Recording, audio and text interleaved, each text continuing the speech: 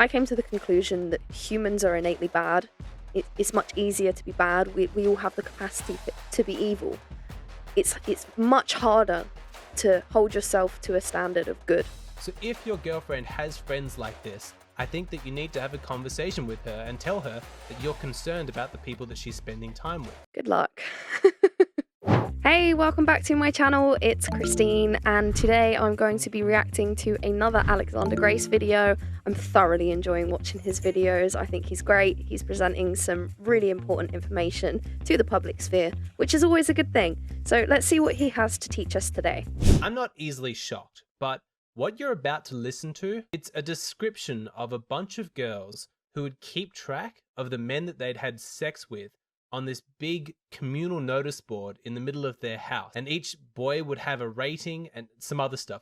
Just listen. No, but things even some girls do it. Like really? Yeah. Oh, really? House of Girls. They had like a little tally thing, and like they had like a big notice board in their living room of like all the people that they'd all slept with and like did a rating. But like then they had a party and they didn't take it down, and like there's these poor guys just names on the fucking wall in front of everyone. Like, and I was just like, that's oh wow, so embarrassing. That's crazy. And just because they're girls, they kind of ish got away with it. Like no one really kicked up a fuss. But if the shoe was on the other foot, everyone would be up in arms. Based. She is based. Thank you so much to the woman who told us this story. She was so much fun in her video. She was in that creepiness video. I'll put a link down below if you haven't seen that. Now, when I was editing that footage and I heard her say that, I was stunned. I was thinking, I haven't heard this properly. I've heard of the whole keeping notes. That is something I've heard with my own ears. People having notes folders on display in a house, in a group. Not that I think the notes is great either, but that is wild. So I went back and I listened to it again. What she's saying is that there was a group of girls that were so promiscuous and so proud of their sexual conquest that they kept a tally. They kept track of all of the men that they'd had sex with on a big communal notice board in the middle of the house for everybody to see. And all the guys had a rating on how good at sex they were. And even when these same guys came round for a party, they didn't take this down. So their names were just out there for everybody to see. Now, I don't want to labor this point and just get all moralist. Suffice to say, I do not approve of this behavior. And if I had a daughter and I found out that she was engaging in this kind of activity, I would be hot. But how did this happen? How did it come to be that there was this large group of women who are all engaging in this shameless behavior? To understand it, and the way that I make sense of it, is through the psychological phenomenon where everybody sinks to the lowest common denominator. This idea of the lowest common denominator was expressed so well by Jordan Peterson in this interview I saw him doing, where he was explaining the results of this sociological study. What they did was they took a bunch of well-behaving children and mixed them with some at-risk kids who were engaging in really bad behavior.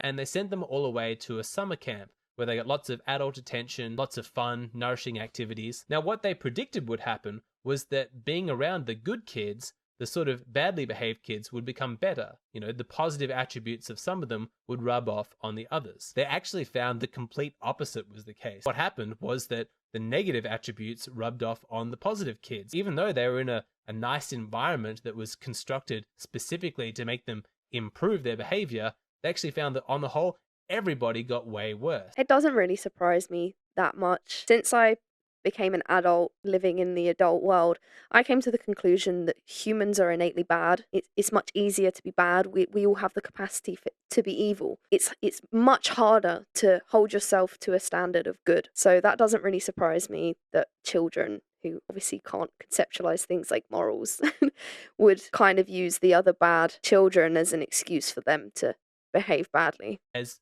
the whole group sunk to the level of the lowest common denominator. It ultimately didn't matter that they were out in nature, having a good time, engaging in these structured and designed activities. None of that could overcome the environmental influence of being around really bad kids who would influence the behavior of others, you know, give tips and strategies on how to do bad stuff. So you need to look at conformity as well. I mean, I'm sure he's very much aware, and he probably talks about it in this video.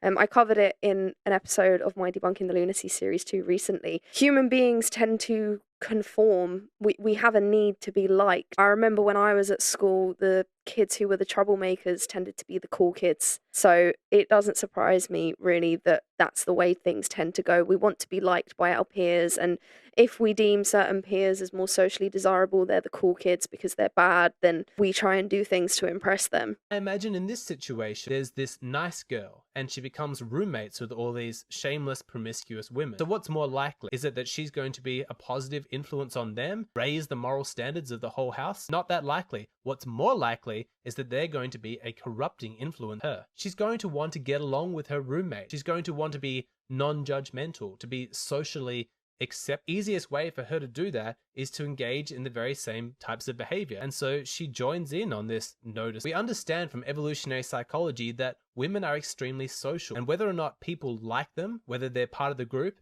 contributes massively to that sense of safety that women desire. The danger is that unless you are vigilant, actively discerning what is ethical behavior and what isn't, then you are extremely susceptible to outside influence. And outside influence is almost exclusively negative. Happy people don't tend to go around proselytizing, trying to convert other people to their way of life. But miserable people do it all the time. They actively recruit people to try and see the world the same way that they do. This is how the process of sinking to the lowest common denominator occurs. And it's the reason that I'm making this video as a cautionary tale. If you're in a relationship, you need to pay special, close attention to the kind of women that your girlfriend spends time with. If your girlfriend is friends with these kinds of women, the kinds of women who are unashamedly promiscuous and display the men that they've slept with on a communal tally board for everybody to see, then there's the danger that your girlfriend is going to join them. Now, it is possible that before they met each other as individuals, all these women were shameless and promiscuous, and they just happened to find each other. But I think that that's extremely unlikely. In their natural state, women are not naturally promiscuous. They're naturally quite reserved and cautious when it comes to sexual intercourse because they have that evolutionary instinct that tells them that they need to be careful because they could potentially get pregnant. So it is natural for women to be quite cautious around sex and cautious of the other gender. It's not natural for women to be massively promiscuous. It's just not. Which means that in order for this tally board to occur, for this situation to have developed, it means that a bunch of women have to be acting against the natural instinct. What's capable of motivating women to do this? Outside of a really strong environmental influence coming from other women. It's because of situations like this that I think they're extremely concerned about the environmental influence that your girlfriend is being subjected. Women like to fit in with other women, just how they're wired. And so if she's friends with a bunch of promiscuous women, need to be extremely concerned that even if not explicitly stated, there's going to be subtle encouragement from her friends for her to act the same way. Of course, this phenomena is not exclusive to promiscuity. If you've got a woman who's having an affair, she's feeling guilt, she's feeling shame, but maybe if all of her friends around her are also having affairs, she'll feel less guilty, she'll feel less ashamed. And so even if she doesn't state it out loud, there's always going to be that tacit encouragement for her girlfriends to cheat on their partner. Don't want that kind of influence meddling with your relationship. Same goes for divorce. Even if the woman is not happy, like I said. You often hear of women, they'll go to their female friends for something, they've got an issue in their relationship. You should be discussing your relationship issues with anyone other than your partner. You should be discussing it together and moving forward. But regardless, a lot of women do this. They go to their female friends straight away for help with relationship problems. And the women will often go, well, fuck him, just be single. And it's straight to, well, leave him. It's never, not never, but it's rarely providing any information that's actually going to help the situation. Misery loves company, and they might subtly try and influence their friends to get divorced as well. That way they're kind of in it together, and you don't want your partner, if you're in a happy marriage, to spend time with lots of divorced women for that reason. So if your girlfriend has friends like this, I think that you need to have a conversation with her and tell her you're concerned about the people that she's... Good luck. Now, she may protest, she may say, but these are really good friends and I'm a good influence on them. And that might be true, but more likely is that they're a bad influence on her. You wouldn't knowingly expose yourself to it and risk getting, and so why would you knowingly expose yourself to toxic people with toxic beliefs? Belief systems are contagious, and you don't want your girlfriend. What you should be doing is, if your girlfriend has a couple of friends who you really respect, admire, you think that they are nice, ethical girls, the kind of girls who would be a good influence on your girlfriend, then talk them up, give them compliments, say how much you admire them, and encourage your girlfriend to spend more time with those higher quality women. Absolutely. And it definitely works. Definitely. I trust my partner's judgment very heavily on the people he says are good and the people he says are bad. It definitely works. You just need to be open-minded. This is to the girls. You just need to be open-minded in the same way as if your parents were telling you this person doesn't seem like they've got your best interests at heart. Chances are you aren't telling your parents the kind of things that your friends get up to, or your parents don't see the kind of things they get up to, perhaps on social media.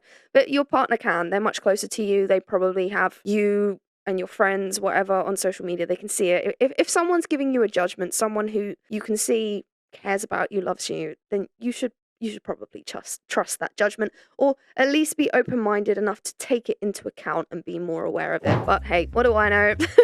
Let me know what you think in the comments below. If you like this video, please do give it a like and be sure to subscribe to my channel.